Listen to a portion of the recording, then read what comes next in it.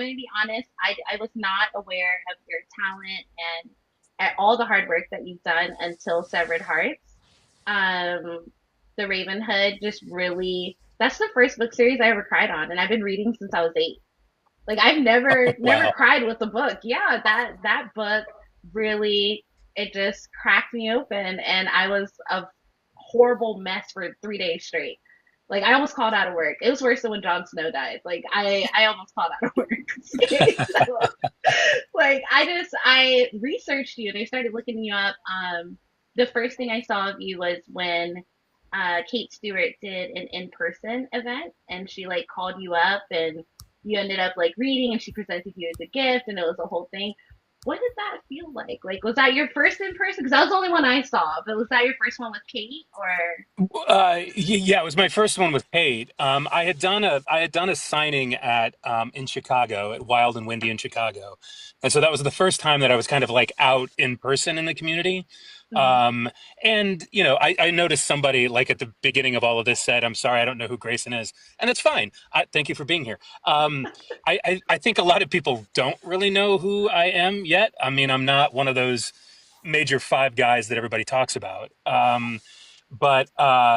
But being back to that corner of the room, like I felt like I've existed in a certain corner of the room, and it takes a long time sometimes to kind of journey out and be seen by the other people, and a lot of times that happens because of the authors that I work with, that I get to work with, and their audiences then kind of discover me all over again.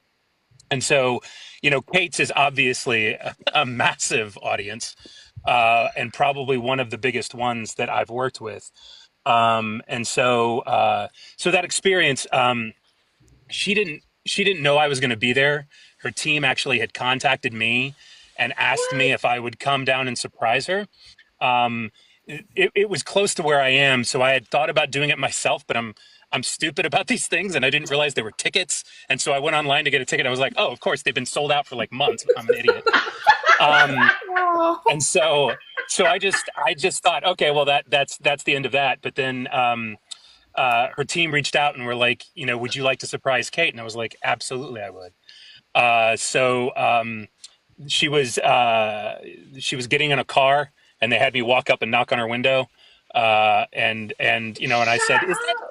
is that New York Times bestselling author Kate Stewart?" And so That's so cute. yeah. I That is love that. amazing. So and then we went out to dinner that night, and it was like the first time that I've really I've had a lot more than a lot of authors I've worked with. I've had a lot of back and forth with her during this process, but it was the Mm. first time that we had met in person. And so we had this wonderful dinner. I got to meet her husband and her team, which are all amazing. I mean, you want to talk about community, that they made me feel so welcome. Um, and I was nervous. I was nervous about the whole event because even you talking, asking me to come on and be in an interview, it still feels very foreign to me. I don't understand why anybody would want to sit and talk to me about this.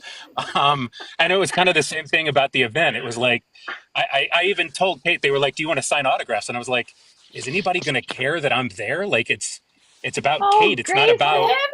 me." Well, it's not like I'm not meaning to No, sound I pathetic, but I know. was just, You don't. You just sound hella humble, and Yes. it's very relatable because like that's how I mean, I feel like each of us probably feel that in some space of our life. Like I'm a recruiter in real life, and I go and I recruit people to work at the company I work for, and the colleges reached out and was like, "Will you come speak at the?" I was like, they don't want to hear from me. They don't want to, you know." And I went to my first one a couple months ago, and I had a line wrapped around the college, like of them like wanting my cards. They emailed me, they connect with me, and I was blown away because all I did was talk about how they can show up in interviews and how they can do better. And I interview people every day for a living. And I yeah. was like, they don't care. They're gonna go to sleep. But no, that's real, Grayson. That's so real. Okay, continue. Yeah, no, so it was that way. And then they set me up with a table, and I sat there and I didn't get to leave the table for like 4.5 hours. And the people that were running the event at the bookstore kept walking by, and they're like, "Nobody's going to be in line talking to you, huh?" And I was like, "Yeah, okay, I'm learning about what this is." But and again, I think a lot of that still has to do with Kate. You know what I mean? I mean, it has to do with her fan base and the fact that they were willing to welcome me into that event. It wasn't really fully about me, and nor should it be. I mean, I think those things should be about the author, and I'm just kind of there to kind of help support that. I was a I was a great buffer from all those people who had numbers that were sitting there waiting to go talk to Kate because they could come and talk to me for a while first. So it was amazing, and when she introduced me, which again was a surprise to the people there because they didn't, since she didn't know, Nobody they knew. didn't know. Yeah. And so again, the response that I received was quite. It was very humbling, and my wife was there with me, and afterwards I kind of shook my head. I was like, I was not expecting that at all. That's such a good moment though. Like to share it with your wife, to realize that like even though you speak for a living, people will show up for you, just you. Yeah, You know what I yeah, mean? Everyone, That's an incredible experience. Like to feel that in a moment is beautiful. everyone in the yeah. comments is saying yes, they came to hear you. They Yeah. want to hear you. They're here for you. Well, I appreciate that. I mean, again, it's been a very humbling experience, and it's the life of a narrator is very lonely. We sit in this booth and we Mhm. record. We don't even get to interact with the people that we're recording with. I mean, I don't get to interact with I the heard actresses. that. Yeah, Yeah, that it's become more common post COVID.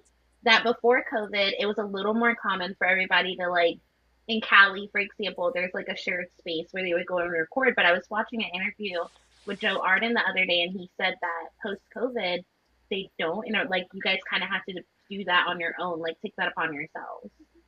yeah, and so I've only done one book where I was live on Zoom with my co-narrator. A book I did with for Rena Kent was actually me and Stephen Dexter actually recorded live together. Um, but that's the only one I've ever done that with. I mean, otherwise, part of the job is getting to know my co-narrators and their habits and the way that they talk, so that when we're creating this banter Mhm. that hopefully sounds seamless, I have no idea what they're doing. I have to create it Wow. in my head and pretend like I know what they're doing, so that what my responses are.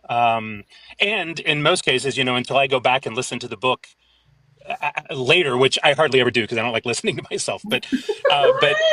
if I do go back and listen, it's the first time I've heard us together. I mean, otherwise it's just been me in the booth. So, you spend so much time alone in this space. And again, even I don't usually get to talk to the authors that I'm working for either generally. So it can be a very kind of isolating experience. So when I get these opportunities to be out amongst the people, it's really Yeah. wonderful, and events like this, just being able to at least communicate on social media and stuff like that too. So, You just said the magic words for Jamaica when you said Rena Kent. I don't know if you saw her face light up. oh, I didn't. I didn't. She loves Rena Kent. I'm reading I my do, first I Rena do. Kent book. Yeah. Yeah, she that was my first Rena Kent book. I mean, it was amazing, and it was a hard one. I wasn't fully prepared. I mean, after the first three chapters of that, I was like, oh, okay, like I that's what this is. believe it. Yeah, You and when know, and when Steven and I were recording together, he was we we recorded some chapters together. We didn't record any of the steamy stuff together, and so we met and we recorded, and I had recorded all of my stuff, my solo stuff before, and then we recorded together, but he hadn't recorded his solo stuff yet. And so a couple of days after we recorded together, he sent me an email. He was like, oh my God, like I had no idea what my character did to you. Like throughout I was like, yeah, you're an asshole. That's the problem. Like you guys are chumming it up, but in the book, mortal Yeah. enemy. Yeah. Yes. Yeah. Yeah. It was quite I had the perspective of it, but he didn't have the full perspective of what it was about. So. KP West said, "What a way to enter the Renaverse." That's I very love true. that. The Renaverse, is that a thing, or did Yeah, you just it coin that? is. That's a thing. Yeah. Okay, now I know. Now I know. I'm learning all of this. Okay, so I mean, you've narrated some seriously intense stories. We've all done a deep dive. We're very thorough, especially Jess. I gotta give props to my VP. All of them are VPs, Alea, Jamaica, and Jess, because they're all equally important. But Jess did her homework, okay? So you gotta be ready for her questions. So I'm Oh Absolutely. boy. glad. Okay. You keep talking about taking up this corner, right? And I get that it's a solitary job. You're in a booth. Except in the corner that you're taking up, it's not like you're twiddling your thumbs. Like you have done so, first of all, a lot of like dark, intense, chaotic, like the voices that you choose aren't necessarily like these light, bright things that maybe I think it appeals to a certain reader. You know what I mean? And I wonder Yeah. if you choosing those characters, those intense characters, is it something that you choose? Is it like an intuitive thing? You're like, yeah, I want to be this guy. Like, or does it kind of just fall in your lap and you have to modify yourself to be that guy? It's very much falling in my lap. A lot of it. Mm, I this is the first calendar year where I've been turning down work because I've been busy. Not necessarily because of the Yay! product itself, but just because I've been busy. Um, and you kind of started the conversation about dark romance, and it's that all started because I did Monty J's Hollow Boys series. Yeah. That was like the first really dark series I did, and after that came out, then it seemed like that's what everybody wanted me to do. So I did that like pretty consistently for months. And so and I have to make the decision of whether I'm going to do the project relatively quickly, Mhm. and I am pretty solo in this. I don't have a team around me that like pre-reads the material or anything, so I So you're usually have to go you're off of. Say that again. you're picking your like this. These are your That's choices. it's all my choices, yeah. But I'm basing it solely usually on the audition, script that Mhm. I'm given. So that's like why Rena's book was kind of a surprise. I didn't know that beginning darkness that happened because the audition was for later on in the book. Mhm. Um, and so as far as like taking on the characters themselves, um, I try as hard as I can. I don't want to become a personality. It's important. I think one of the things that I like about not being well known is that I'm not well known. Mhm. Hopefully, because the work that I do isn't about me. It's not about me becoming a personality that everybody then talks about me doing a book. I would prefer people to talk about this author's book that the Mhm. narrator was hopefully really good in, right? I want that yeah. to be the focus of it. And so usually when I begin looking at a character, I'm very focused on the character themselves, not necessarily fully what I'm going to bring to it. Hopefully that will just kind of automatically happen, like that personal thing that I might have that That comes piece to of it. you. Mhm. I just try to focus on the character themselves and go back to the roots of acting and what their objectives are and what it is that they're fighting for and what it is that they love and care about. And even if it's the the alpha male kind of jerk of the series, I'm going to Okay. try. Yeah. Yeah, I was talking about this in another interview I did a couple of days ago. There was this character in that book that was just hated, just absolutely hated. But then when I did the audiobook, so many people were like, "How dare you make him likable?" And I was like, "Well, I mean, I'm sorry, but he doesn't, in my opinion, he doesn't know that he's a bad guy. I mean, yeah, he might Mhm. know that he's kind of in control and stuff like that, but he has his own perspective. He's the star of his own movie. He doesn't know that these other main characters are supposed to be the ones that everybody roots for. He thinks Yeah. everybody's rooting for him. So you can't change that in your approach to it. And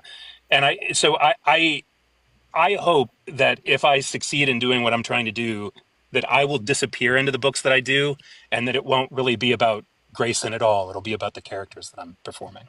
You know, I want to challenge that way of thinking a little bit, but I want to read what KP West said. KP West said, "You're one of the greats to me. I tell everyone how much I enjoy your performances."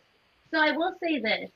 I completely agree with like these authors put their blood, sweat, and tears into it, and you bring it, you contribute. But I want to say like there's a difference in an author putting blood, sweat, and tears into these stories and you bringing it to life, because there's some books. that I tell everyone, you cannot physically read this book. You have to listen.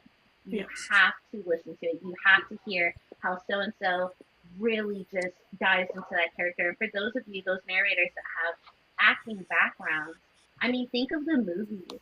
For example, the movies that were books and became movies, right? There's a lot. I find it very rare, and this is my personal opinion. I find it very rare for a book to become a movie and the movie is better than the book. I think that is rare. I can count on one hand how many books that became movies and the movie was better. But for those that were better, those actors did it. They put their blood, sweat, and tears into it too. So those hours in the booth that you're spending bringing Tyler to life, bringing all these different people to life, that means something for us. For those of us that are working moms, and I work 12 hours and I have to come home and cook dinner and do all these things, you're in our ears.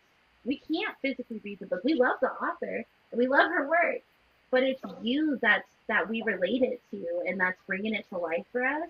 So don't sell yourself short on that front. Like I love you're so humble, but just know for some of it, we're gonna turn to you and be like, Grayson did the damn thing. Like I'm not gonna hold you.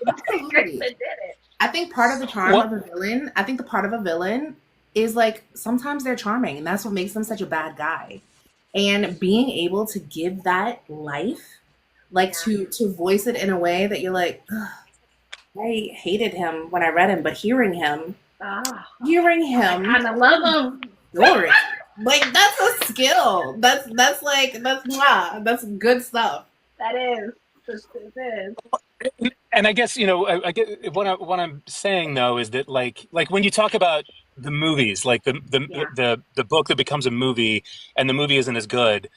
I would challenge the fact that if you really stop and think about it, a lot of times it's because when they were making the movie, they made it about something other than the story. They compromised the book. They, Yeah. they They because compromised those important moments.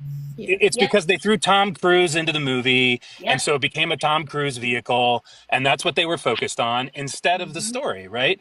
And it's Hmm. like, I mean, I often remember as an actor the first time that I did a play where I was working with the playwright, Hmm. and I remember thinking like during that process, I was like, I often forget, I often forget that it started with you. Hmm. You wrote this play. That was how this whole venture started.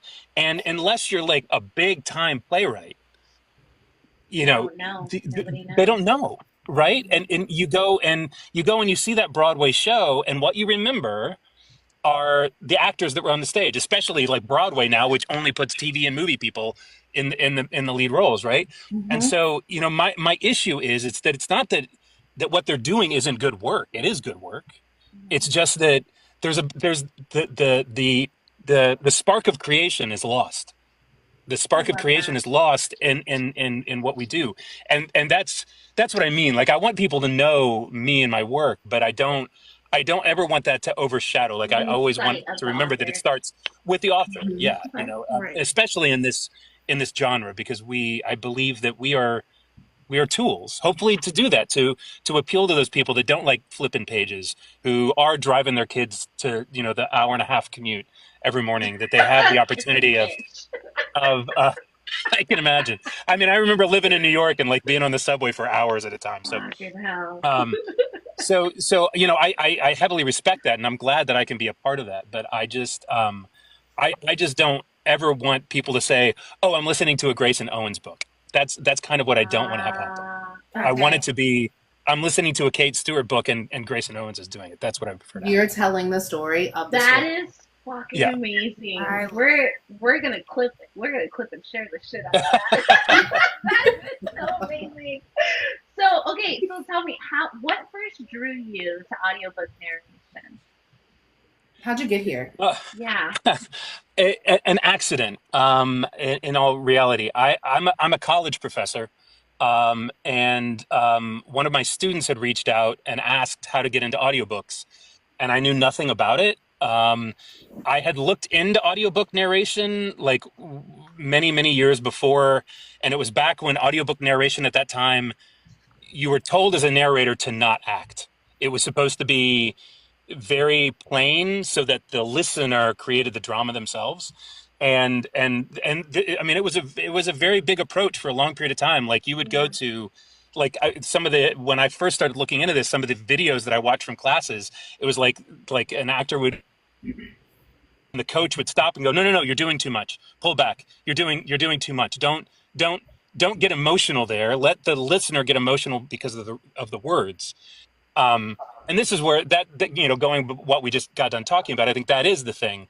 No, I think we as the actors should interpret the emotion, Yeah. At times. Conduit for Um, it. Yeah. Yeah, right. conduit. So yeah, yeah. And so I had never really thought about going into audiobook narration before, but a friend of mine who I went to college with, Marnie Young, owns a company called Audio Sorceress. And so I reached out to her and I was like, look, I have a student that is interested in getting involved in audiobooks. Do you have any advice? And she wrote back and she said, I have a one sheet that I always send to people who ask this question. So here it is. And she said, I remember back in college you had a decent voice. Have you ever thought about doing this? And I said, no, I really hadn't. And she goes, well, why don't you send me a sample and we'll go from there. So I'm a Virgo. And so I then spent multiple months. Oh, Yeah. So I spent multiple months like researching because I couldn't just step into this. Mhm. And so I spent a couple of months doing that. And then I created some samples and I sent it to Marnie, and I almost immediately landed a 12-book contract doing Heather Long's Untouchable series. Um, and and I just did it as a hobby. Like literally, that was all I did for a year. I didn't. They would occasionally send me other auditions, and I was getting other work, but really, I was just kind of like, oh, I'm going to do this on the side while I'm teaching. Um, and um, and so I did that for about 2 or 3 years, and I was like, well, maybe I should reach out to other publishers and try to See what get on their happens. rosters and see what happens. And I would say that the turning point for me was when I did Nicole Fanning's Heart of the Inferno series. When I got cast in that, that was when I kind of seen a lot more. And a lot of that has to do, I think, with Nicole. I mean, she's a huge self promoter, and she was really working hard for herself, and she believed in me, and so she was kind of one of those authors that was like, here's my words, but wait till you hear my words with this guy. And so I became known as Jackson Pace for about a year, and then things kind of started taking off from there. And I still teach. I haven't really taken the step for this to be my full-time gig yet. But that's the long-winded story of how I got started. Lindsay Some of said the people in Jackson the Pace. comments want to Yeah. know if you don't mind saying what you teach. Oh, acting. Acting? Yeah, yeah. I'm an acting professor, and theater director. I direct shows as well. I love You're that. And you have freaking found a way to amazing. have that and like use it. You know what I mean? Like you're not just talking about it, you're being about it. I love that you have that. Yeah. Well, and I'm union. I'm both SAG-AFTRA and Actors Equity, which is the stage union. And I teach in the Midwest. And when I moved here, acting opportunities are not. I did an episode of Chicago PD, and once you get into an episode of Chicago PD, you can't work in any of the Chicago series for like 3 years. And so, because they all exist in one universe, so when you've played one character, unless that character shows It. up again, you're done. And so I literally worked myself out of television within like a couple of months. And so I didn't really have any outlets to act. And so when this came along, it gave me the opportunity of kind of stepping back into that again. So that was really exciting. I mean, it's really rewarding to be able to do it again. I love that. I love So you're that in the so Midwest much. now. Say that again. You're in the Midwest now. Yes. Yeah. And I feel like that's a thing for a guy who loves the beach as much as you do. Like in all my research, it comes up. I think I am surprised a little bit that you are a Virgo because it was definitely giving me like water baby thing. Um, but we love that here. You know what I mean? I was like, this guy, just reading some of the stuff that you have voiced already, I was like, this is intense. It's giving layered. It's giving, but also like that's Virgo. I love that you have such an affinity for the beach though. That makes me happy. I always have. I mean, I don't like I don't know that I could live there. I mean, unless it was someplace like Hawaii where it's always 70 degrees and, Mhm. beautiful. Like that would be that's like my Yeah. dream, Mhm. retirement place. But like, I hang out a lot on the beaches of Florida, but it's, 90 degrees and I sweaty there. So I I love fucking hate visiting, but it. yeah. Oh, I was raised in Jacksonville, Florida, and I will never be an advocate. It is so fucking hot. If I wore makeup, I'd look like the Joker by the end of the day. It's the worst. The absolute worst. My hair, you see these curls? Okay, you see these? In Jacksonville, they're like this big. It's the worst. It's the absolute worst. I hate Florida. No, I'm done. I'm done. But it's the Just, sacrifice you make to be close to a beach. You know, you can endure a yeah. couple of days of humidity if you get to submerge yourself in I that. live 2 streets from the beach. I still look like a crazy person leaving the beach. I look so cute Well, when I got there. I mean, I lived in New York City for like 3 years before I finally like made it to one of the beaches. Like down, I think we went to Jersey was the first time, and I was like, oh my God, like I live an hour from the beach, and I wasn't even paying attention to the fact that I live an hour from the beach. So yeah, Yeah, KP, I'm with you. Put me in Alaska, dude. I want to be cold. I don't want to feel my fucking toes. Okay, I want to be cold. I'm chunky. I like being able to layer up and be cute with it. I'm here for it. Jess, so Jess is gonna step into the spice for a little second. okay, Absolutely. Yeah. Absolutely. So like we've talked about some of your more intense voicing that you've done, like the voice work that you've done. Um, like, has there been a point aside from the one that you gave us in the beginning Marina Kent, was there a point that you said something and you were just like, what did I just read? What did I just say? Oh my. Like, you know, that gave you pause in the, oh, well, here we are. yeah. The first author, and I've told her this, was Mila Crawford.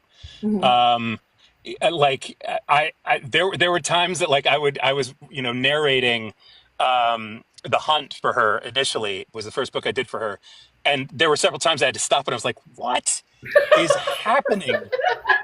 What is happening?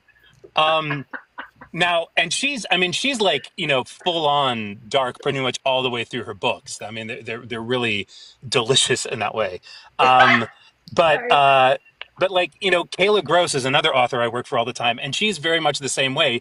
Her books are usually very like sweet and lighthearted, but then all of a sudden, like you get to the spice, and anytime somebody picks up an object, you guys have you guys ever heard of the Chekhov's gun, the Chekhov's gun principle? It's Nope. if an object gets picked up in a play or in a book, it has to be used at some point. Like it has to be a part of the plot. If you're going to introduce it in a play or a book, it has to be used. And Kayla knows how to use that principle. Like anytime that somebody picks something up, I'm like, that's going somewhere. That Ha. and The way so he so says it with such a straight face. Like, it's so Going somewhere. yeah, it's going somewhere. Going somewhere. So, and I've told Kayla that too. It's like, I'll be reading and like they'll reach over and pick up something. I'm like, oh God, here it comes, here it comes.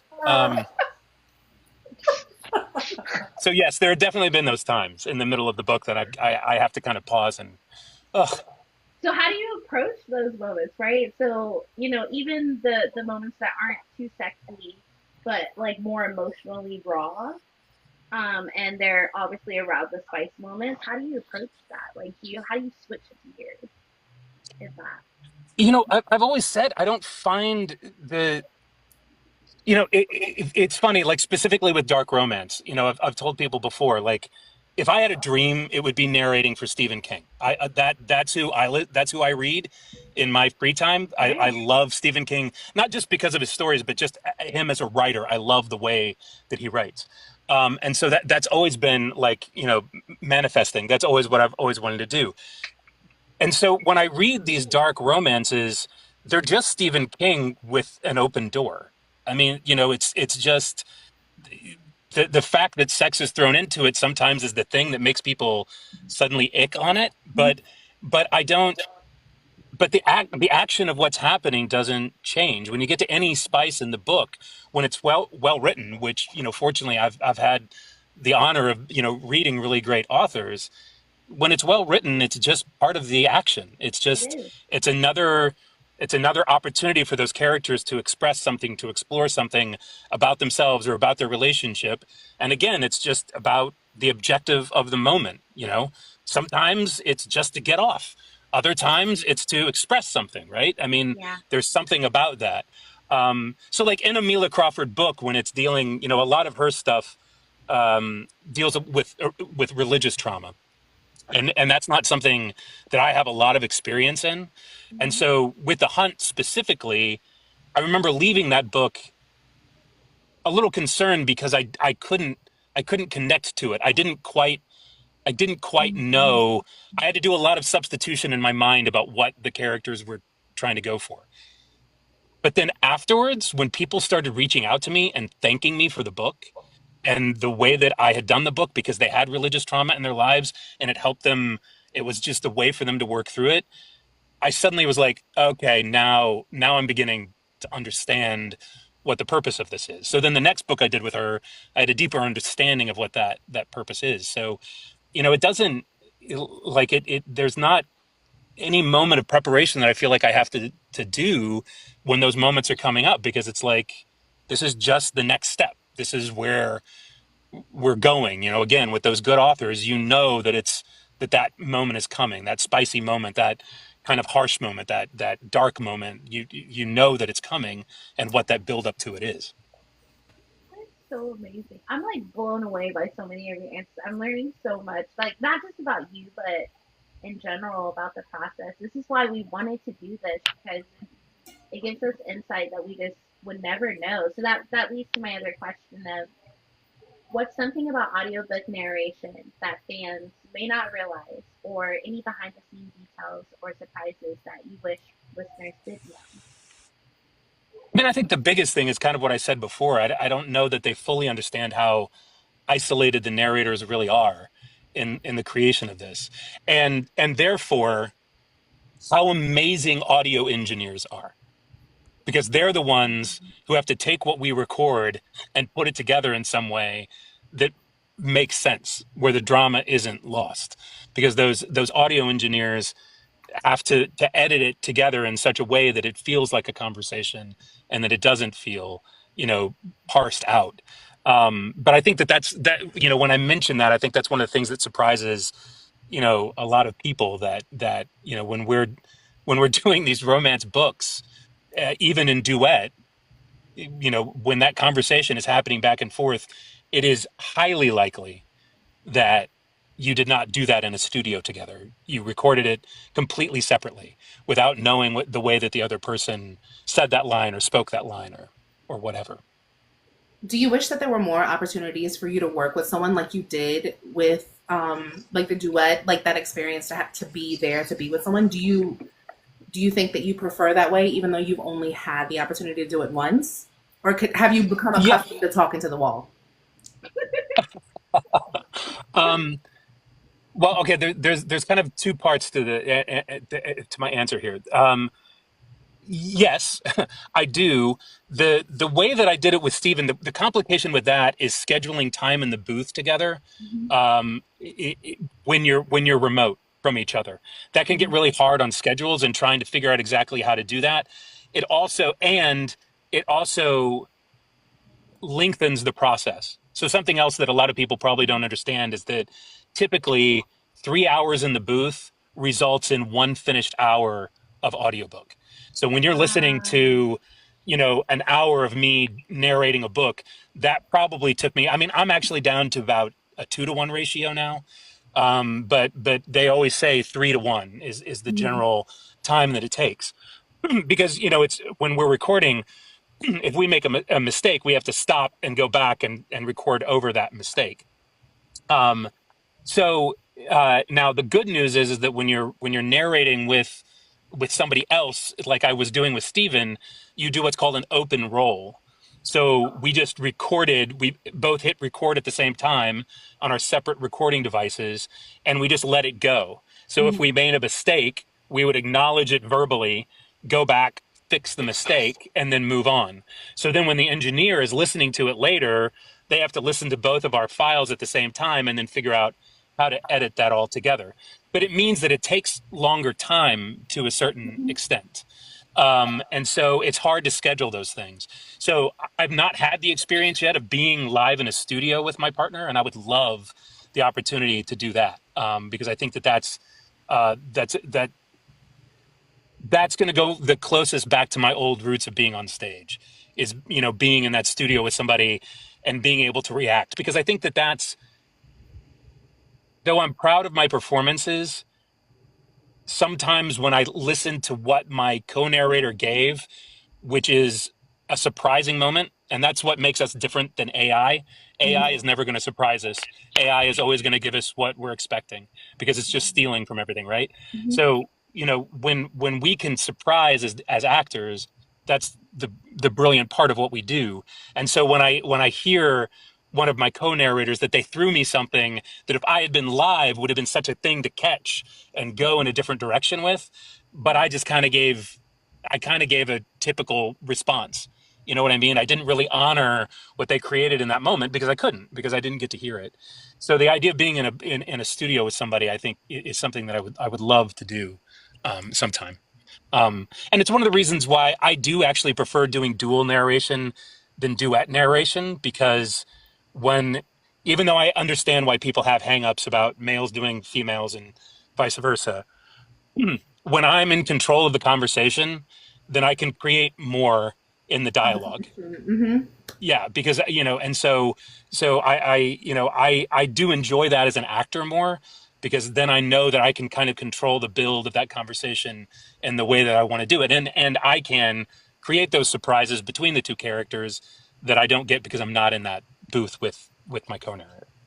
That leads into Duchess's question earlier. She asked if you've ever narrated a woman's voice, like had to do both parts. How Oh often yeah, have all you the done time. that?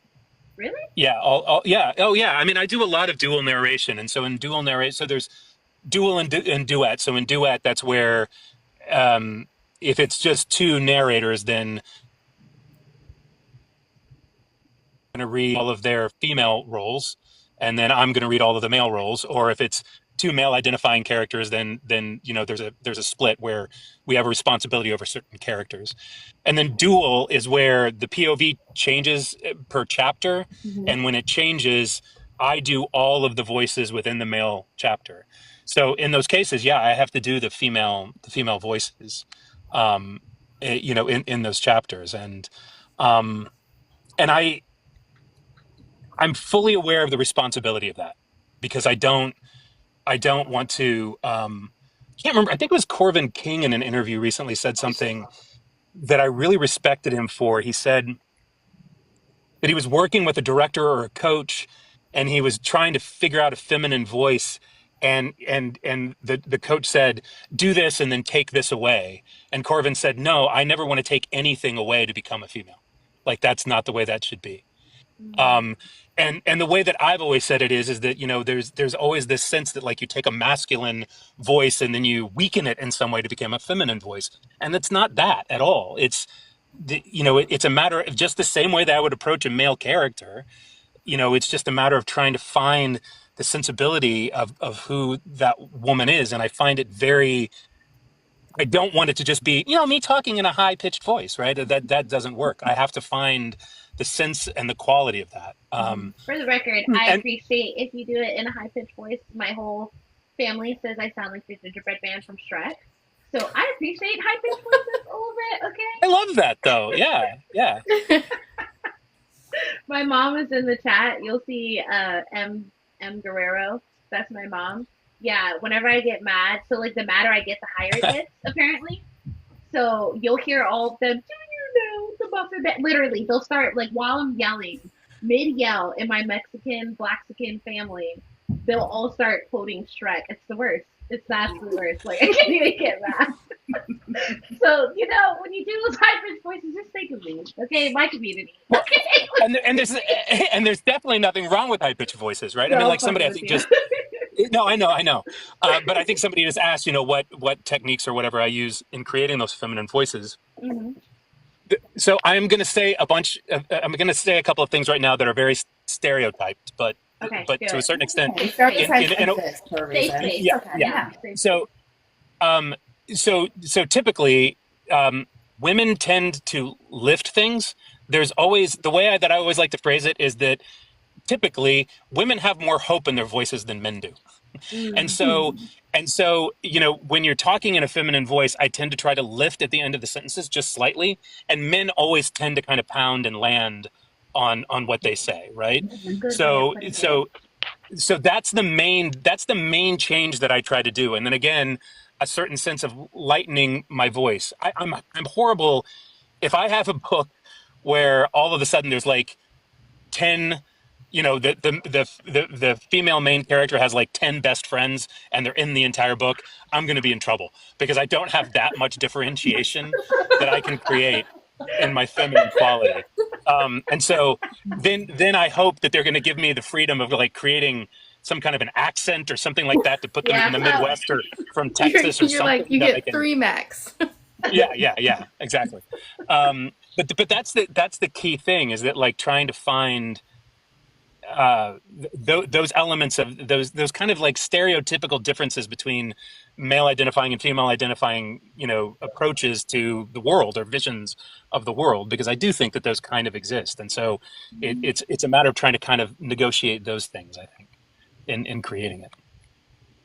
Absolutely. I think that I really appreciate the idea of you knowing the importance of narrating female characters.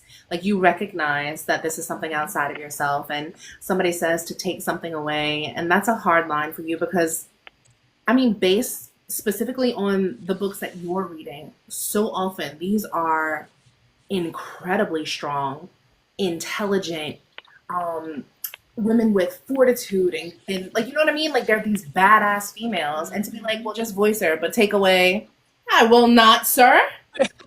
You cannot.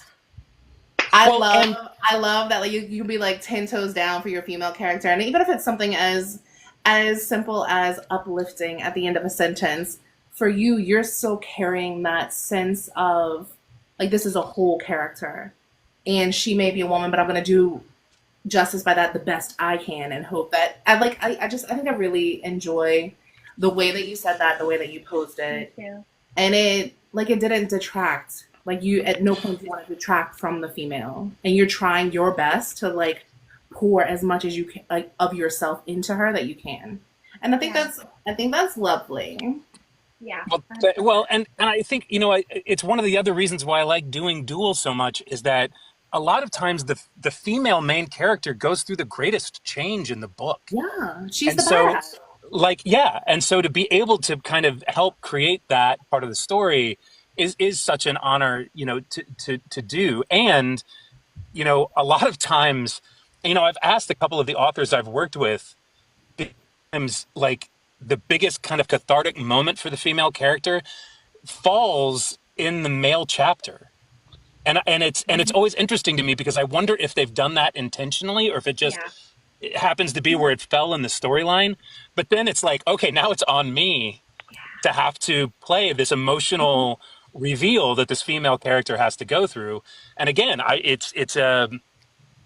think it's probably some of the scariest moments I have in the booth because it's like I want to get this right. I You want want to to hear make sure right. that this Yeah. is that this is the right the right approach to what this has to be, to honor that character. So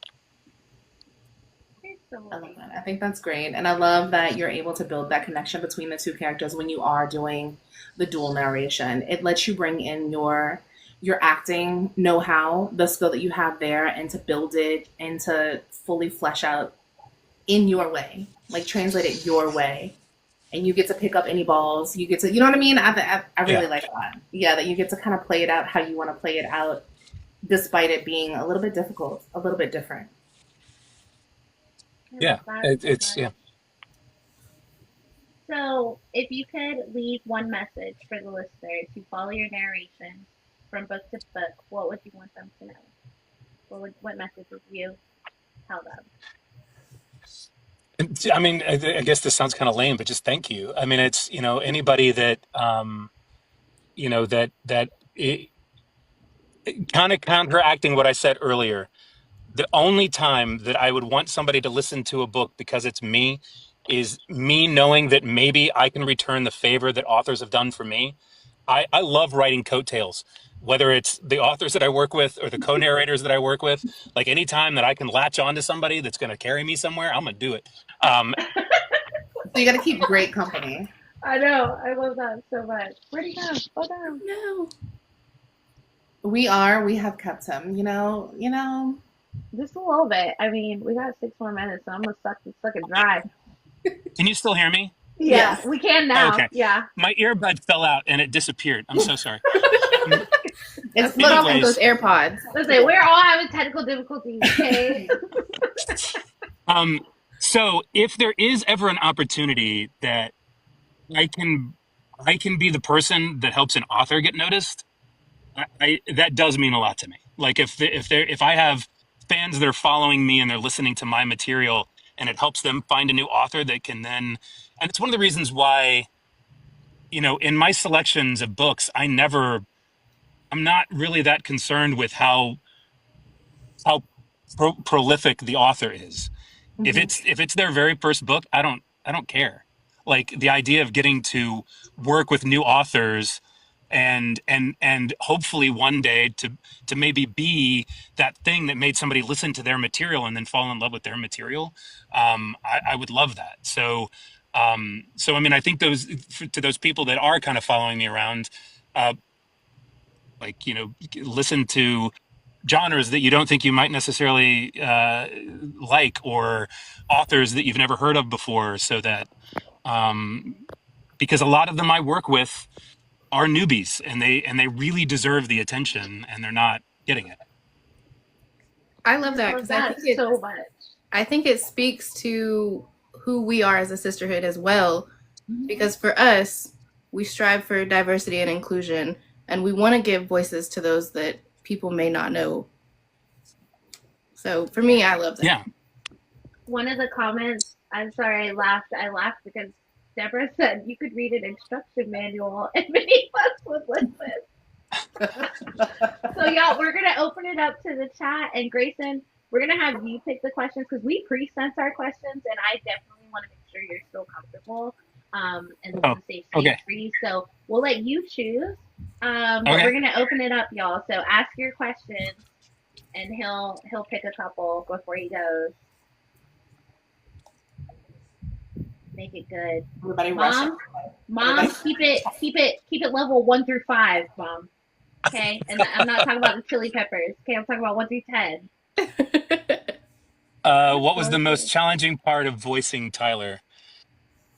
Um, I mean, I think the challenging part was stepping into something that I was not a part of to begin with. I mean, there's a Mhm. huge sense of responsibility to that.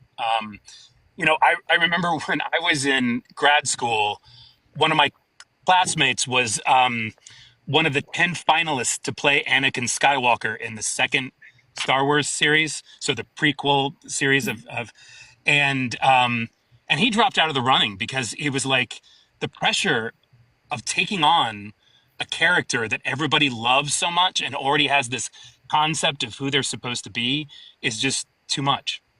Um, and there was an aspect of that with this. I mean, I was stepping in, I was kind of the foreigner stepping into this universe that everybody loved so much.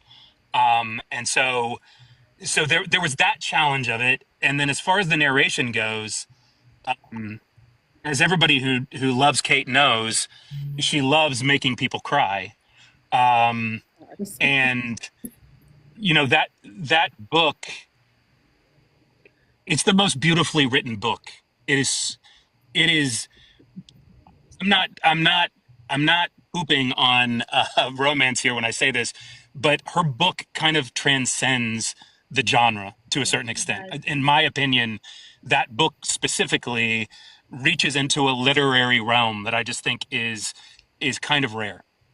And there were so many moments in recording that book that I had to stop recording because I always say that in the moment, I'm kind of acting because I don't prep the books that I read them fresh.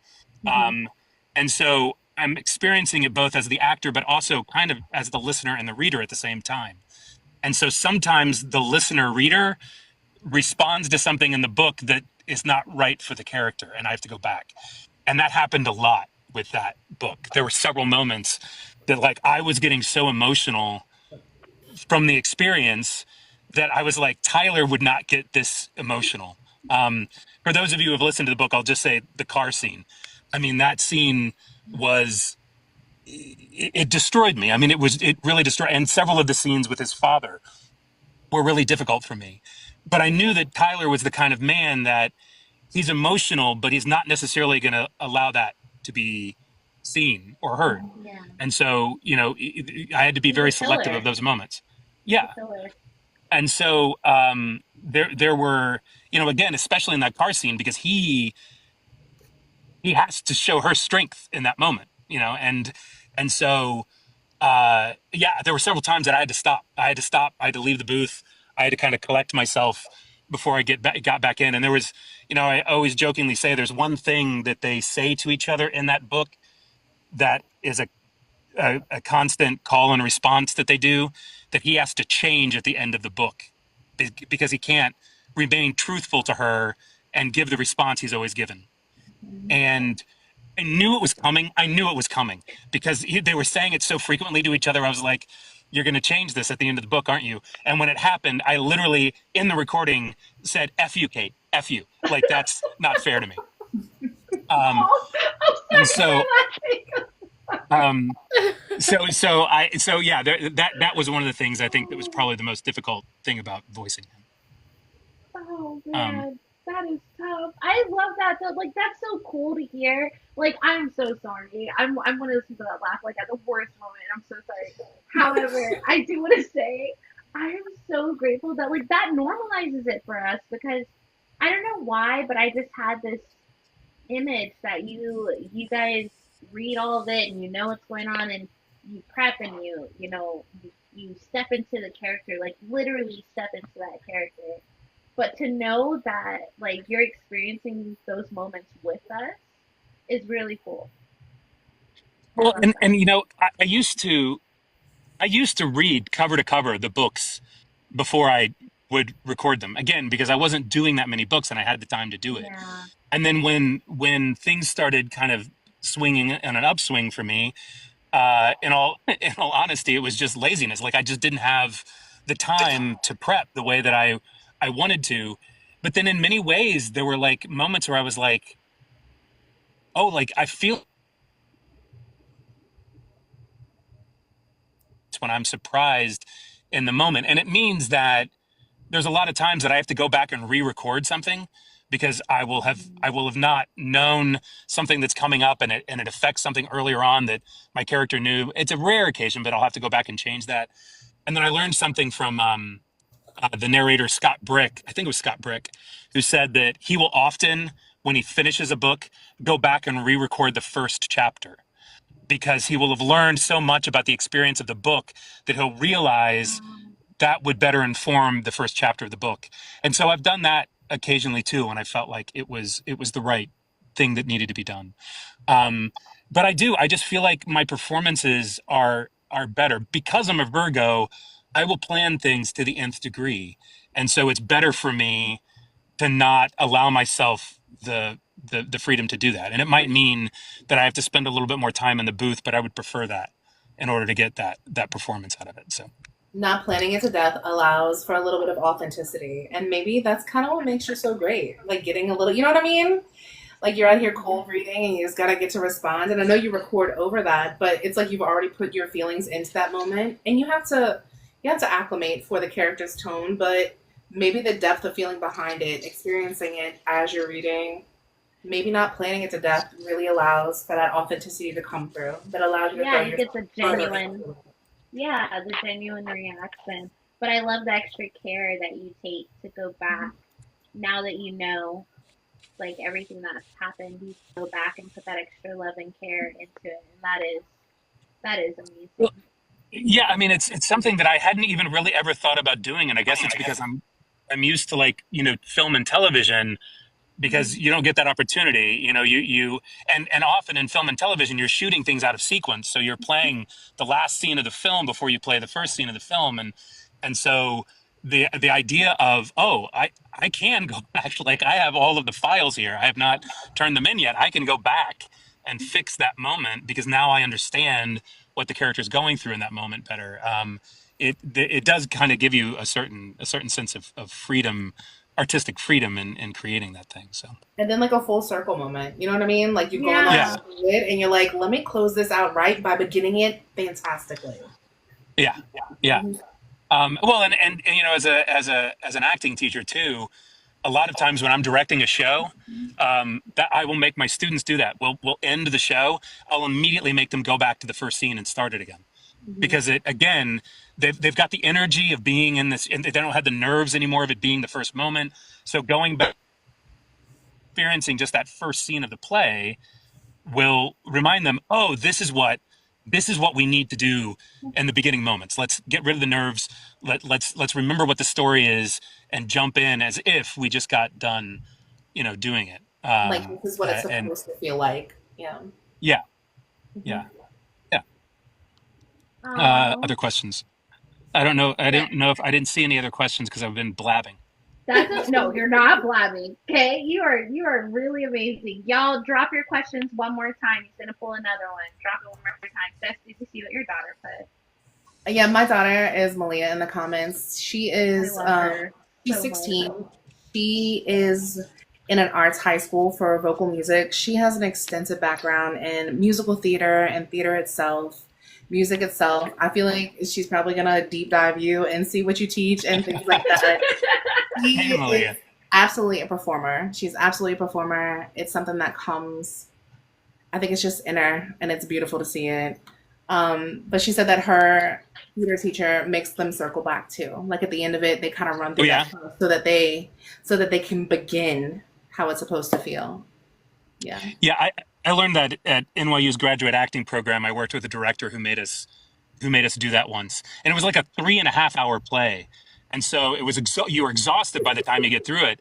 But that was one of the reasons why she wanted us to do it. She goes, start the play from a moment of exhaustion. You're not going to create anymore. You're just going to do, Mhm. and it was such a great thing. So that's great, Malia. It sounds like you have a great teacher. So that's fantastic.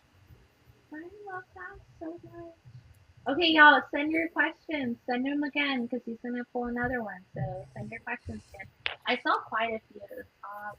I know it's been asked a couple times of like, what is your favorite accent and stuff to do when you're voicing? I really like the challenge of doing them all. Irish has always been my favorite, just because I like the lilt of it.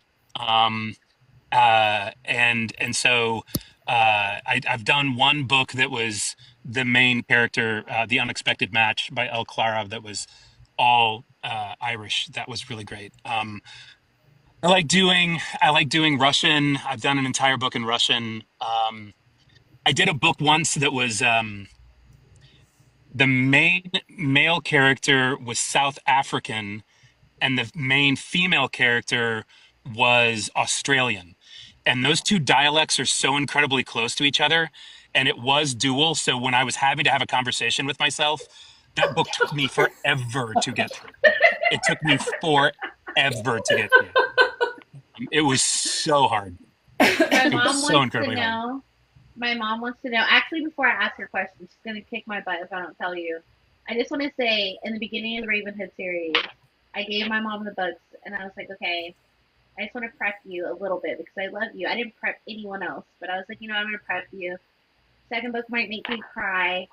These books are amazing, blah blah blah. And she's like, well, who's your favorite? And I said, okay, well, I would say I'm a Sean girl. Like Sean and Dom, but if I had to choose between the two, Sean. And mom's like, okay, all right, I'll be the judge of that. How many are there? She wants to know, like, how many guys, how many characters she's like choosing. And I was like, well, and I explained everything. She comes to me, I want to say it was like Finish Line. No, it's Exodus. And she goes, Tyler's my favorite. Everybody's sleeping on Tyler. And I just want to let you know, Tyler's my favorite. She goes back outside. Comes back, this is like a day or two later. She's finishing up Finish Line. And she's like, I already heard there's a whole book about Tyler coming out, and I need that one because I just want to say Tyler is that goat. Blah blah blah. Right? I'm like, okay. So I ordered her Severed Heart, and when I say she was on the phone with them, okay, because she's everybody's mom. Okay, we call her the village crazy lady because she's this Mexican lady that will slap you if you don't take her burrito she gives you. But she's a lover. She loves the community. You either hate her or love her, and I've never met anyone that hated her. And so she was talking to them, and she's like, my mija got me the Tyler book. That's what she calls it. It's not Severed Hearts. It's the Tyler book. And she was like, "This is my favorite book. I get to read all about Tyler." She's been calling me while she's reading it over this past week. So I told her we're gonna talk to you. And she was like, "Mija, you have to tell him he's amazing. You have to tell him." So she's listening to it and physically reading at the same time, like following along. And she adores you. And she says you're amazing. And Tyler is the goat, and everybody else sucks in the book. So yeah, I had to tell you that. But what she wanted to know is, what do you drink while you're recording? That's what she wanted to know. So again, thanks um, to Andy Arndt and Scott Brick. I keep different things. I have water in the booth, which I usually drink a lot of water before I narrate, so that I'm kind of hydrating and getting everything nice. And I know some people hate this word, moist. Um, before I start recording, but then my tummy makes noises when I drink water. So like I'll take a sip of water, and then inevitably, like 5 seconds later, my body will go make some kind of a noise. So I learned to actually keep a spray bottle. So I actually just spray water in my mouth instead of swallowing it. So that keeps everything moist while while I'm narrating. Um, but then from Scott Brick, I learned that when my voice starts getting tired, drinking water is actually not a good thing to do because you're hydrating your vocal cords and then they're immediately evaporating again, and so it's causing further stress. So you actually need something to actually provide. Oh, here comes another word: lubricate the vocal cords. And so I keep apple juice. I will sip on apple juice pretty much consistently through the read, Oh and I wow. find that gives me dexterity to have a longer recording session because of that. So she just put a teapot, which I speak Village Crazy Lady fluently. She's saying that you should have throat coat tea. That's what she wants you to drink, apparently. Yeah, I That's what the back. teapot means. Is it's a specific tea for whatever's going on. So with this conversation, she means throat coat. Yeah. I need to try it again. I used to have throat coat when I was a student, because you're constantly acting like literally 8 hours a day all day long. So when I was at NYU, I would drink that a lot. I don't like the taste of it, so it's hard. Disgusting. It, I put a bag it of really is. peppermint with it. I do a bag Oh, of that might peppermint work. with it. Yeah, I do tea. I add peppermint to any tea that I don't like. My sister's an herbalist, so unfortunately, but fortunately, we our Mexican family, it's tea for everything. We have a tea for anything that's going on with you. My sister makes like a special blend. So yeah, any tea that tastes like dirt, and I will gladly tell her that. I add a tea bag of peppermint, and it fixes it for me because I'm not the honey. My mom just put in like honey. I don't like honey in my tea. It's not a thing, but I will throw peppermint with it.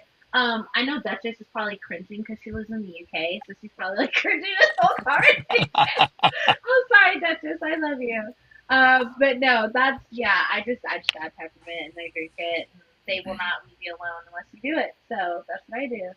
But okay, so I mean, I'm so thankful, y'all. I'm gonna definitely give you space to say something too, but I just want to say I'm so thankful that we got to chat with you. Like, you're really amazing. I'm blown away by so many of your answers. Like, I just need to sit with it for a second, but like in the moment, I just want to tell you, I'm so grateful you said yes, and you really impacted like just the art. You challenged my way of thinking in a lot of spaces, and I love that and appreciate that. And I just have a whole new respect for you. Like, I respected you beforehand, but I really have a whole new respect for you, and I would love for you to come back and chat with us sometime. But I just want to say thank Anytime. Yeah. you. Thank Thank you. you so Thank you. much. Thank you. Thank you very much.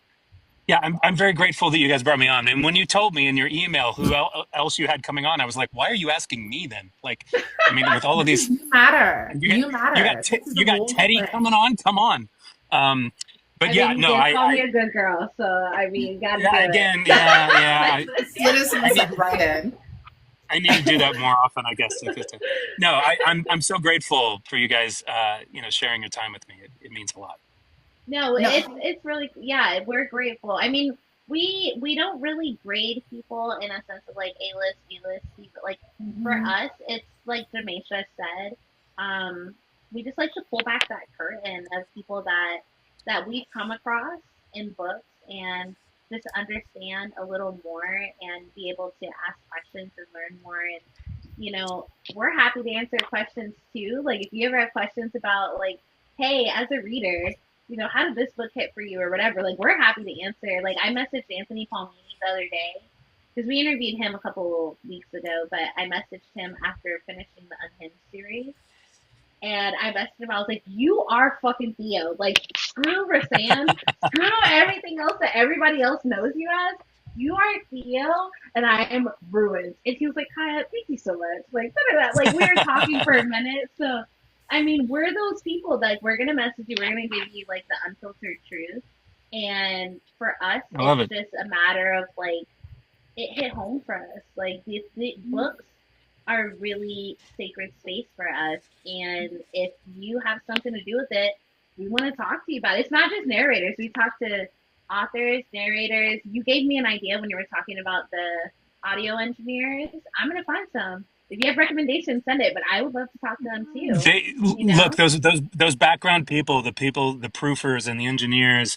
I mean, again, they're the unsung heroes of what it is that we do. Yeah. I think, and it's only just now becoming something where they get mentioned in the Mhm. credits of the book. It used to not be that way, but now they're finally getting mentioned in the credits of the book, which I think is so fantastic because they deserve. They do all of the grunt work. Yeah, I want to talk to them. I would love to know more about like behind the scenes. I mean, listen, my kids moved from my husband got orders from we lived in Jacksonville, Florida to Washington State, and my husband is like we have all boys. Okay, so he's very much like pee in the Gatorade bottle. We're not stopping.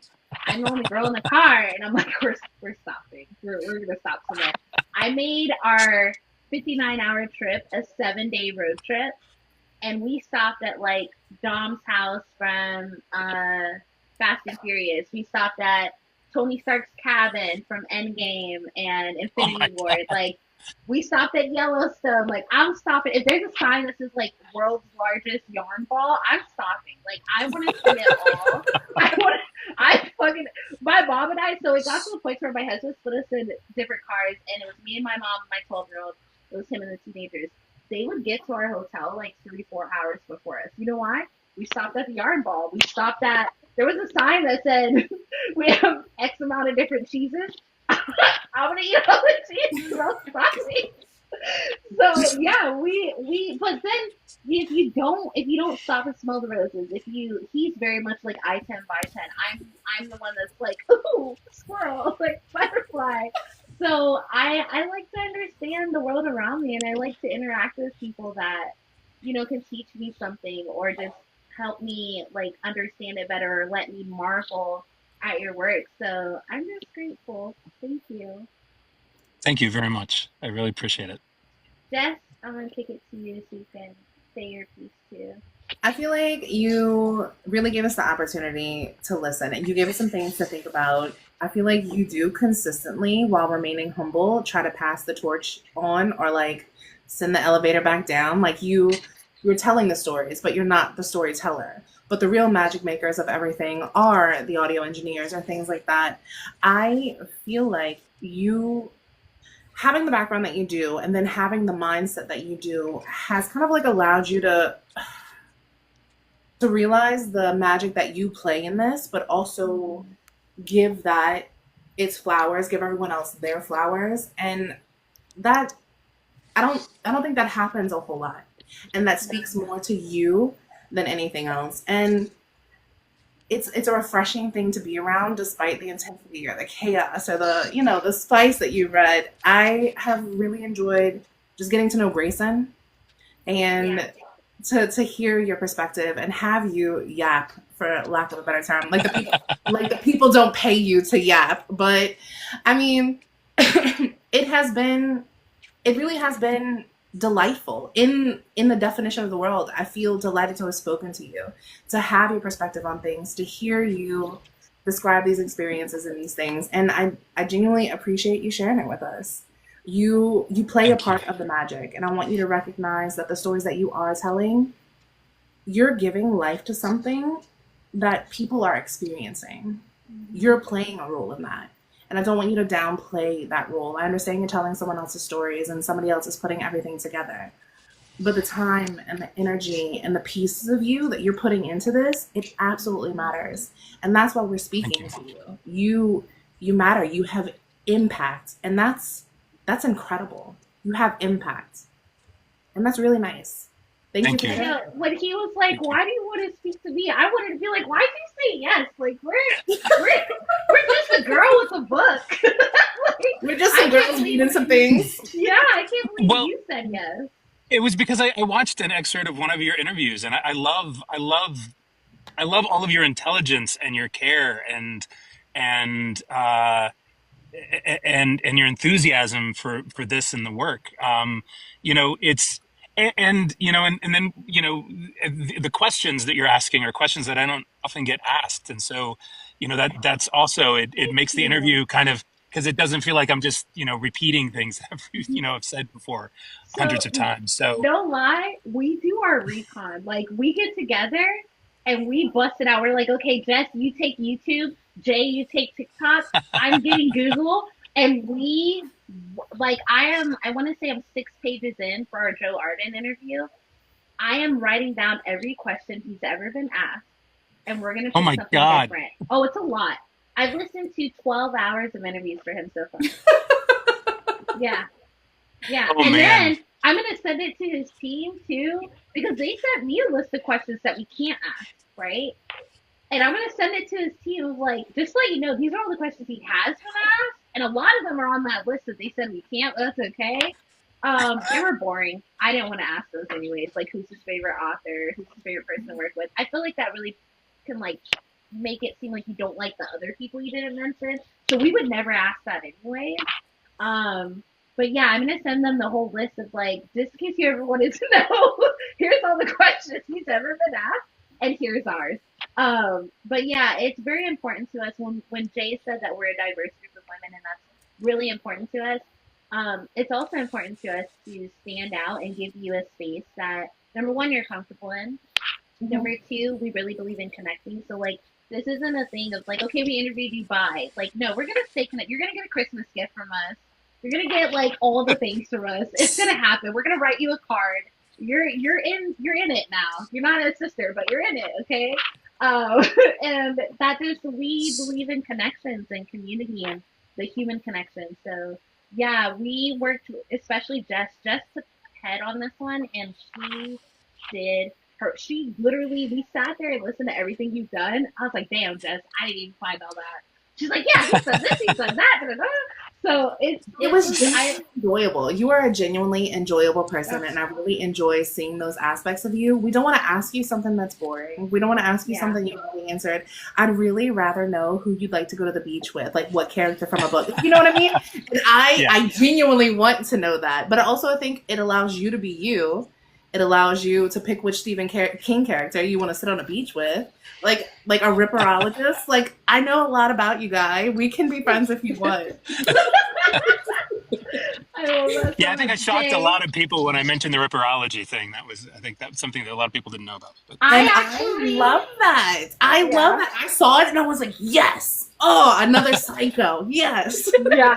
I actually had to tone Jess down. I was like, Jess, I don't know him that well. Like Anthony Palmini, I feel like we could say certain things now, right? Henry Kramer, I feel like we could say certain things now.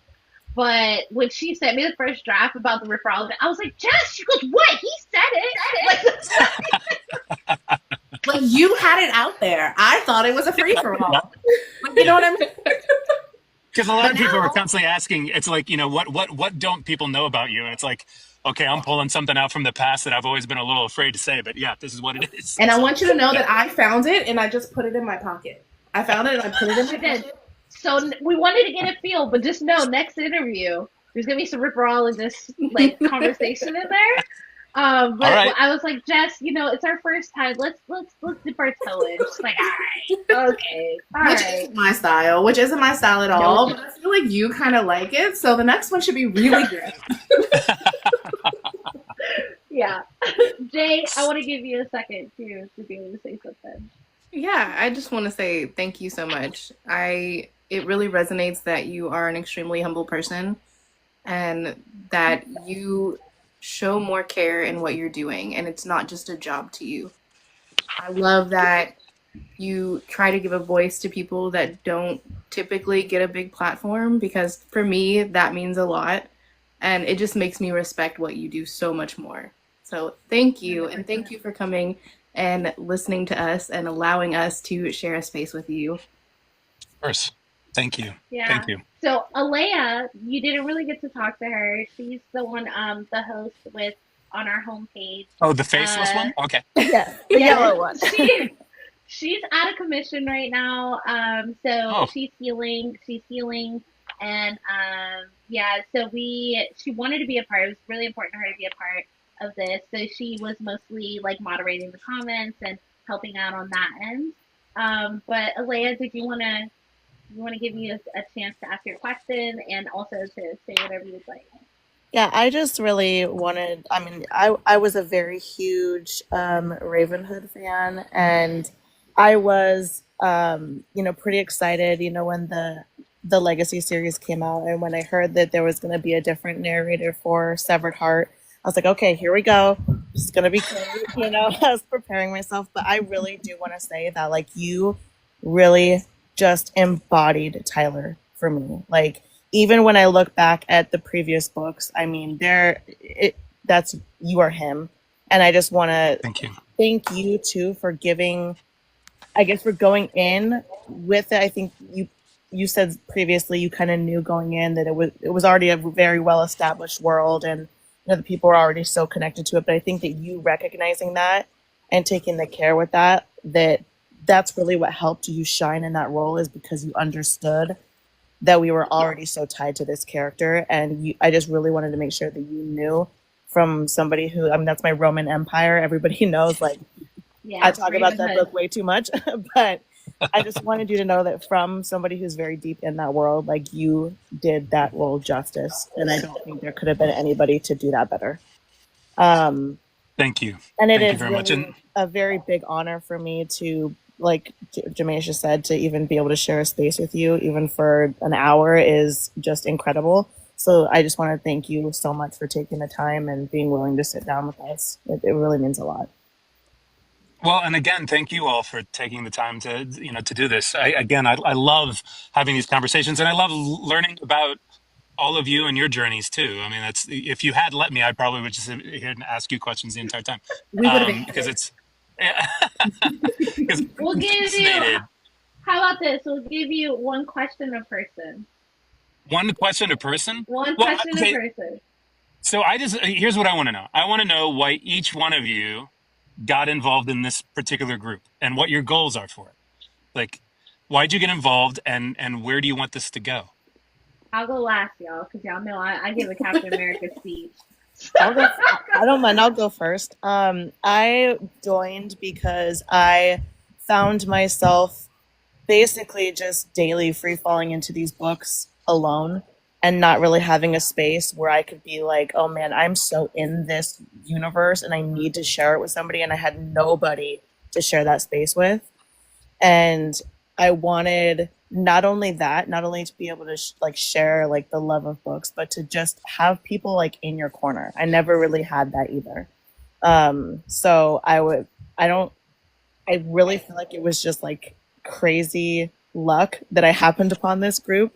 And I think even going in, I was like, oh man, like I'm probably not even gonna like, get in or whatever. But like, I just felt instantly like so connected with each one of these girls. And I felt like I had like known them my whole life. And it just like was exactly what I was looking for. And like to be able to like reach out to them daily about the books and whatever, it's really cool. And I want that for, I think long goal is probably the same as what Kaya's is I just want people around the world to be able to have that same thing.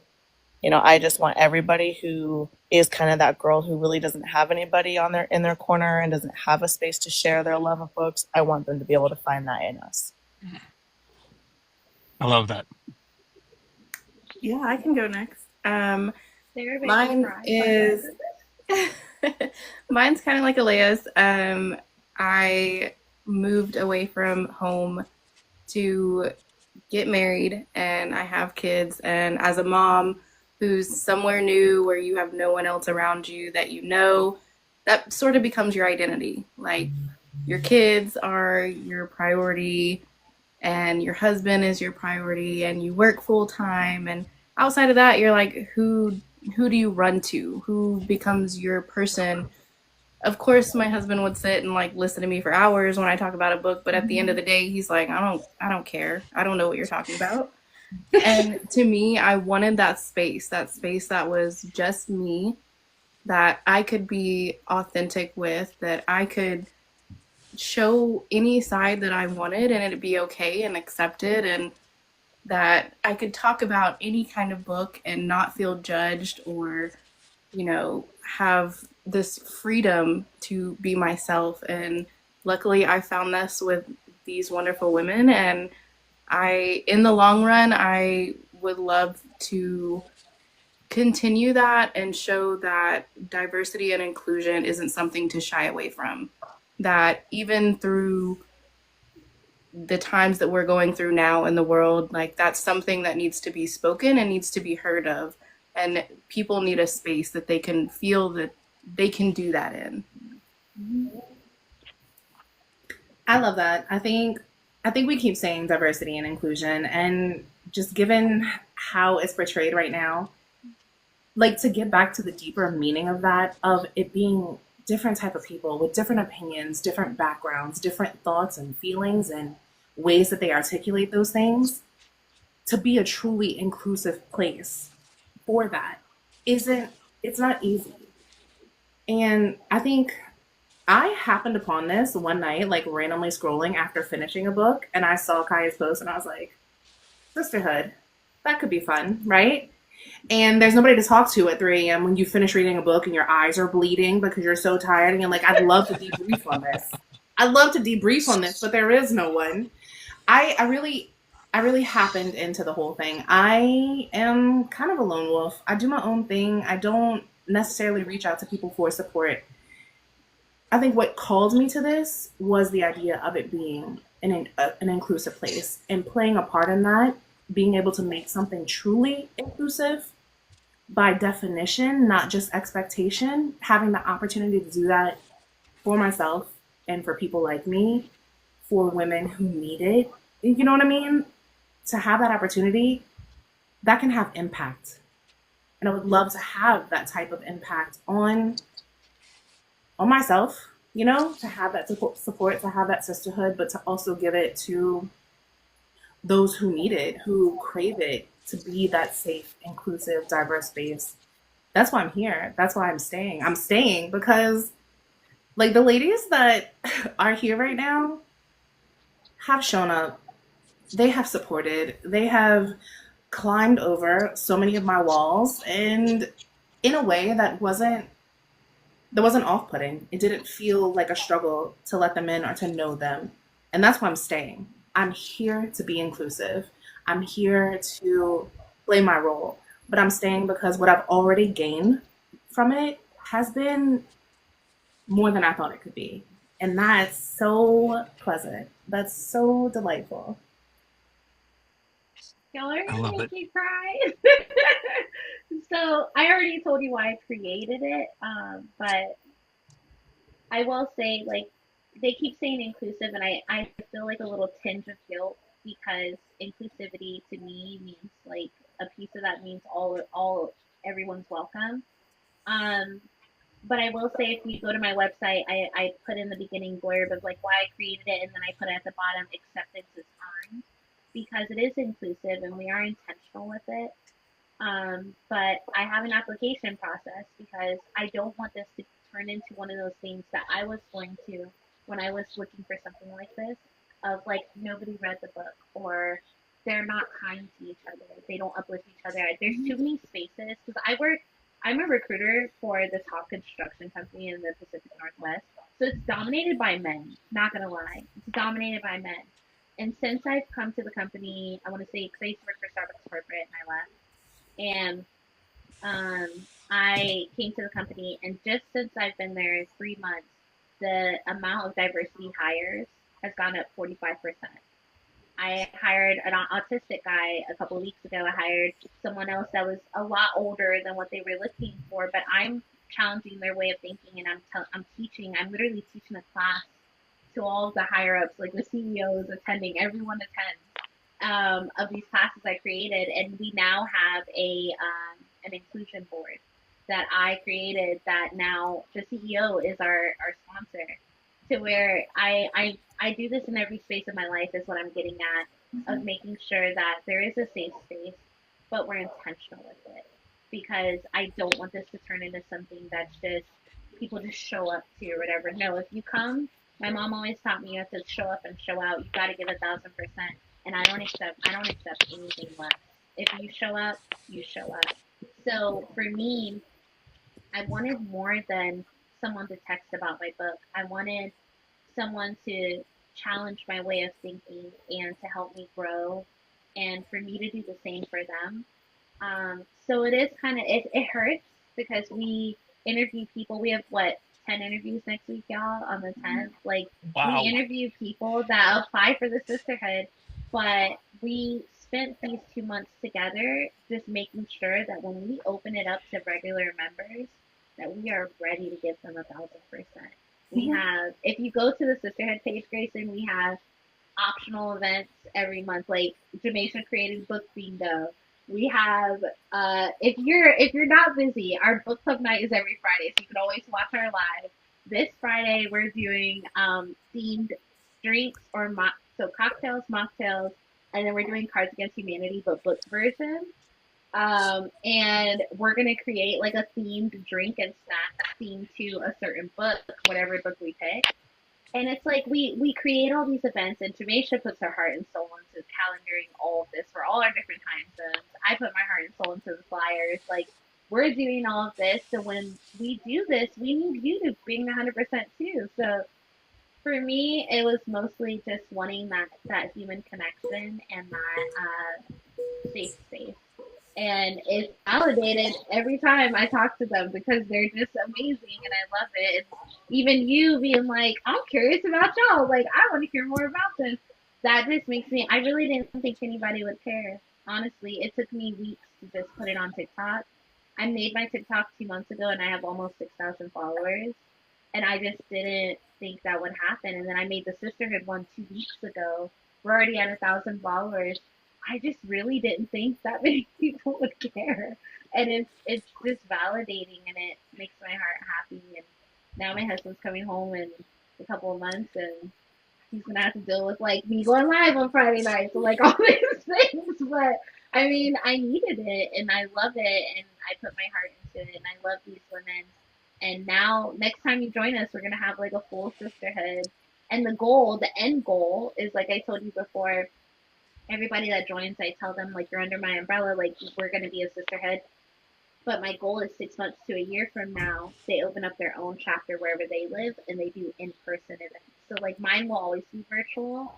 But, for example, Jamaica or Jess, wherever they're at. So, Jess being in, Louisiana, she'll have a Louisiana chapter. She'll be the president of that chapter. And it'll be all under my umbrella. So, my hope is a year from now, that we're across the U.S. and we meet up once a year at like cabins or something and do like a book retreat or something like that. But that's my goal, is to create this space in every state in the U.S. and for other people to feel what we feel. We should meet where they have the 25 cheeses. That would probably be a good. Hey, I'm all Good for national, it. yeah. They have wine too. Look, So there's one last thing I want to say.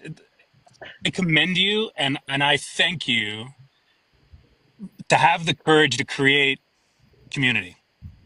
To, it's funny, a little side thing. I'm a huge fan of Ted Lasso. And I think one of the reasons why I love Ted Lasso so much is because it it isn't afraid to show that there can be positivity in the world and that there's nothing to be ashamed about with sharing positivity. And I shared the series with my wife for the first time. I've watched it like 4 times. And I shared it with my wife for the first time, and she was very emotional afterwards because she was like, but this doesn't exist.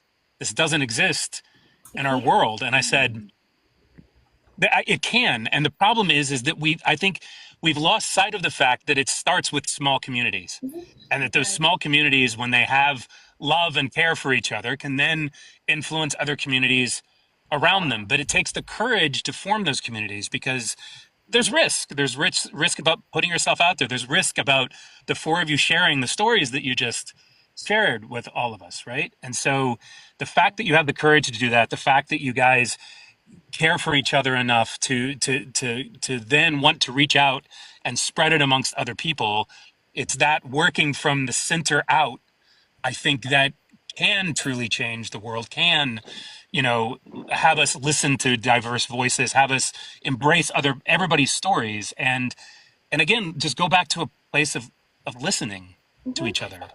Because I think we've lost sight of that. We talk too much. We worry too much about putting other people in the category outside of ourselves instead of realizing that we're all on this same journey. And the fact that I really do feel like the Book Talk community can start there because we're all connecting to some story, and that's what brings us to the place. And if we focus on that, what it is that connects us because of that story. Why is it that so many ravens are obsessed with ravenhood, right? Like when you can have that community that connects on that story, that's the small thing that can then, I think, grow. So I commend you and thank you for letting me be a part of it. Thank you, Grayson. You're making me cry. Thank you so much. We like you so much. We like you Yeah. so much.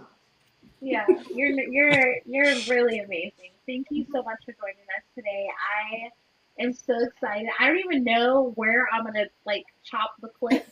Like, We're I just don't gonna even know post the where I'm whole gonna thing. stop it because yeah, like this, I might make a damn YouTube. Like this is amazing. I might make a YouTube channel. No, this is amazing. I feel like people really need to see the whole thing. Like I'm blown away. Thank you so much, Grayson, and we can't wait to have you back. We are going to be doing a Christmas special soon, so Nice. it'll be like November to December. We'll be doing like a Christmas special. We'll send you a little Christmas box. You know, you don't have to wear the Santa hat and call us good girls, but if you want to, we're here for it. Um, no, I'm You can kidding. use an But accent. yeah, we're down for the accents too. But no, Okay. we're like Kristen in the chat. She's like, do it. Yeah. So I posted all of our upcoming interviews too. If you want to take a peek at those, we'll pull you up in a box too, if you'd like. Like it's completely up to you. But Sure. thank you for coming out today and just talking to us. Thank you for having me. We're happy to be connected with you. Yeah, me too. Thank you so much. Thank you. All right. Bye. Thanks, Grayson. Bye, guys. Thank you so much. Have a Thank great y'all night. for coming to listen with us. That's so nice. Thank y'all, everybody in the comments. Yeah, the listeners too. I'm so sorry. Thank y'all. I love y'all. Thank y'all. Y'all are awesome.